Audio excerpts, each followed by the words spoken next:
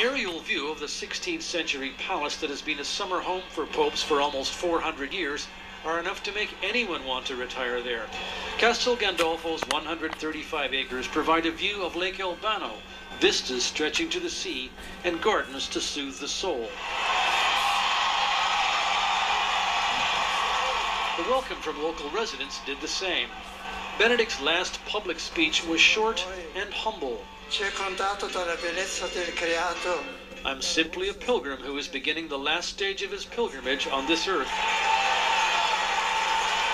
And then the frail figure in white disappeared through the door to become Pope Emeritus.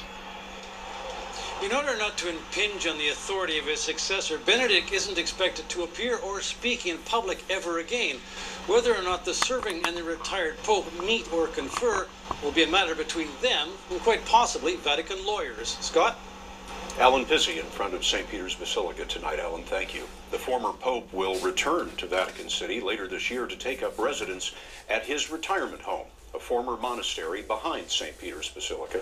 He'll be just a short walk, if he cares to take it, from where the new Pope will be dealing with a lot of old problems. Here's Mark Phillips. And then he was gone. The cleanup after the long papal goodbye party didn't take long. Cleaning up after the papacy of Benedict XVI may be more difficult. Benedict leaves a lot of unfinished business behind. He leaves people still demanding justice for children abused by clergy. People like Barbara Blaine of the Abused Children Support Group. He offered lofty statements, he apologized to victims, he met with victims, and yet we haven't seen even one bishop punished or even one church employee go without a day's pay for the cover-up of these sex crimes. The cardinals gathering here now have a damage control challenge: how to provide believable assurances that the era of abuse is over. It's a challenge recognized by New York Cardinal Timothy Dolan.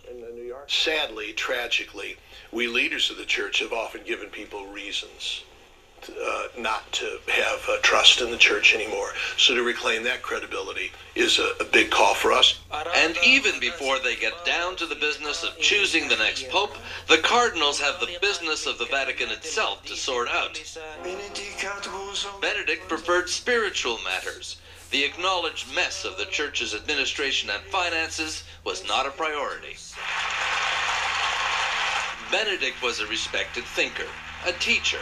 Official Vatican spokesmen like Thomas Rosica of Rochester, New York, admit the next pope will have to attend to more earthly concerns as well.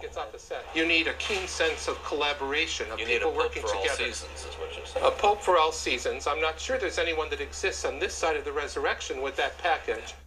And Mark Phillips is in St. Peter's Square tonight. Mark, do we have any idea at this point when the conclave will start that will elect the new pope?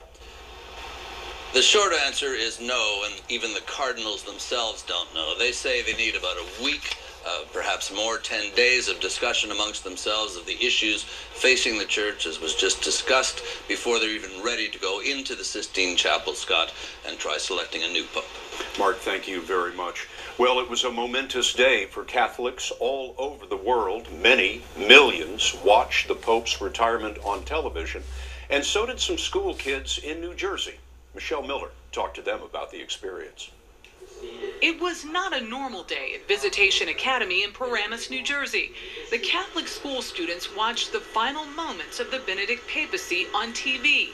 Aishner Seabook is in the 8th grade. Andrea Malik is in the 7th. It's almost like watching history in the making. Like, that hasn't happened for 600 years, and it probably won't happen again in our lifetimes. You're actually fortunate enough to actually see something like this so you can learn more about your faith. But it was Benedict's online gesture that seemed to resonate the most. I just thought that was, in a way, like, really cool that he actually, like, tweeted something as his kind of last thing that he had to say. The faculty watched too.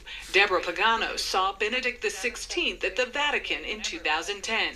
I was overwhelmed thinking of his humility, how brave he was, and what a holy man he was. And I was actually excited that he's now going to spend his time in this monastery praying for us. The students say they're anxious for the conclave to begin. It'll be actually nice to have an American pope, but as always, to tell the truth, it's not our choice. We may actually influence them to make a choice, but as always, it's them that makes the final decisions. Studying religious history is one thing, they say. Seeing it is another. Michelle Miller.